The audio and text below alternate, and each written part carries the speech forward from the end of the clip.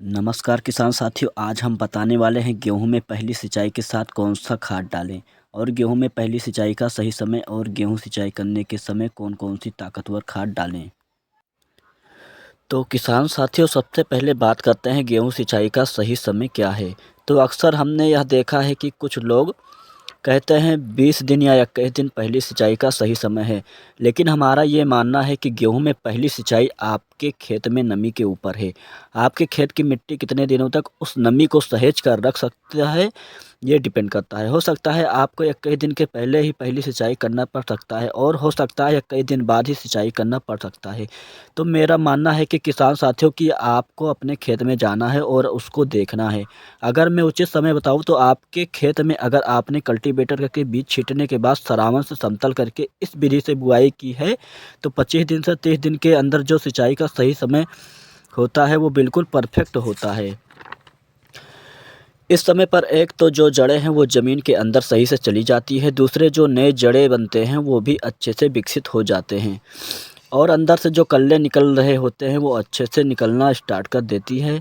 दूसरा बात करते हैं कि गेहूं में पहली सिंचाई के समय हमें कौन कौन से खाद उर्वरक और फर्टिलाइज़र छोड़ने चाहिए, तो उसके अंदर भी दो तरह के बातें मिलेंगी। एक तो आपने जब गेहूं की बिजाई की तो कौन कौन से खाद दे दिए थे। अगर इस समय पर आपने जैसे पोटाश है, फास्फोरस है, इस तरह के खाद नहीं दिए थे तो यह आखिरी समय है। इस समय आप इन खादों को देकर इन पोषक तत्वों की पूर्ति करके आप अपने उत्पादन को बढ़ा सकते हैं।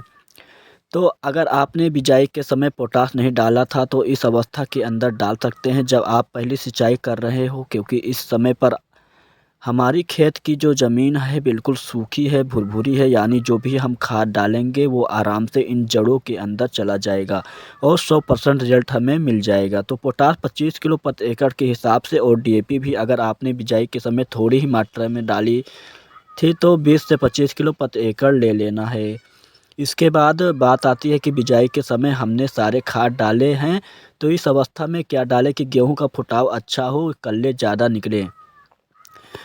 तो सबसे बड़ा रोल अदा करती है कि वो है कि किसान साथी यूरिया, इसके साथ तो 60 यूरिया प्रति एकड़ के हिसाब में लेना चाहिए और इसके साथ जिंक 10 किलो प्रति एकड़ के हिसाब से पहली सिंचाई के समय छोड़ना चाहिए।